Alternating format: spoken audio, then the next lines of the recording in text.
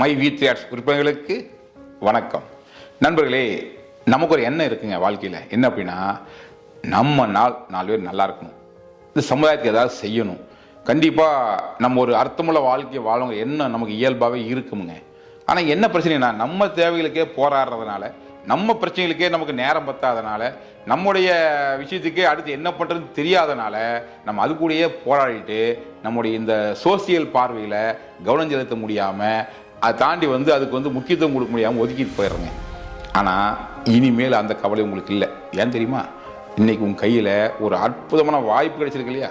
இன்றைக்கி ஒரு நபருக்கு யார் கஷ்டப்பட்டாலும், யார் சிரமப்பட்டாலும் உங்களுக்கு ஹெல்ப்னு கேட்டால், ஒரு பழமொழி சொல்லுவாங்க, பசிக்கிறவனுக்கு மீனை கொடுக்காத, கொடுத்தீங்கன்னா பிச்சைக்காரன் ஆயிடுவான், திரும்ப மீன் எதிர்பார்ப்பான், மீன் பிடிக்க கற்றுக் கொடுத்துரு, அதன் மூலிமா வாழ்க்கையில் எப்பெல்லாம் தேவையோ அப்பெல்லாம் பசி வரும்போது மீன் பிடிச்சி சாப்பிட்டுக்குவான், உனக்கும் பிரச்சனை இல்லை, அவனுக்கும் லைஃப்பில் ஒரு நிரந்தரமான சொல்யூஷனுங்கிற விஷயத்த சொல்லியிருப்பாங்க. ஸோ அந்த வகையில் உங்களுக்கு யாருக்கெல்லாம் ஹெல்ப் பண்ணணும்னு தோணுதோ, உங்கள் சொந்தக்காரராகலாம், உங்கள் நண்பர்களாகலாம், இல்லை யாராக வேணா இருக்கலாம். ஸோ உங்கள் கண்ணில் படுற எல்லாத்துக்குமே இந்த ஒரு விஷயத்தை கொடுத்து அவர்கள் நல்லாகும்னு நினச்சி இந்த வாய்ப்பை அவங்களுக்கு புரிய வச்சிட்டிங்க அப்படின்னா, அதன் மூலியமாக அவர்கள் எவ்வளோ தேவை அவ்வளோ சம்பாதிச்சு வாழ்க்கையை சந்தோஷமாக நிம்மதியாக இருப்பாங்க. அந்த பெருமையும் அந்த புண்ணியமும் உங்களுக்கு கிடைக்கும். இது என்னன்னா, நீங்கள் எல்லாம் மெம்பர்ஷிப் போடுறீங்க, ஒரு என்ட்ரி எடுக்கிறீங்க, அவங்களை கரெக்டாக ஃபாலோ பண்ணுறதில்ல. உங்களுக்கு கீழே வந்தவங்களை, பர்டிகுலர் டைரக்டில் வந்தவங்களை, அந்த கான்டாக்ட் நம்பர் ஆப்லேயே இருக்கும். ஜீனாஜிட்டியில் போனீங்கன்னா ஜஸ்ட்டு பார்த்தீங்கன்னா அவங்க ஃபோன் நம்பர் அங்கே பேர் இருக்கும். நீங்கள் முதல்ல அவங்க நம்பர் சேவ் பண்ணால் மட்டும்தான் கூட அங்கே பார்த்தா இருக்கும். ஸோ அவங்களுக்கு கான்டாக்ட் பண்ணி அப்பப்போ பேசுங்க, கூகுள் வச்சு ரெகுலராக கம்யூனிகேட் பண்ணுங்கள், தொடர்ந்து உற்சாகப்படுத்துங்க. உங்களுடைய அச்சீவ்மெண்ட்டை, உங்கள் பேமெண்ட்டை, உங்கள் மூமெண்ட்டை அவங்க கூட ஷேர் பண்ணுங்கள். இதன் மூலிமா அவங்கள தொடர்ந்து மோட்டிவேட் பண்ணி ஒரு லெவலில் டெவலப் ஆகிற வரைக்கும், அடுத்த லெவலில் மூவ் ஆகிற வரைக்கும் நீங்கள் கூட இருந்து சப்போர்ட் பண்ணுங்கள்.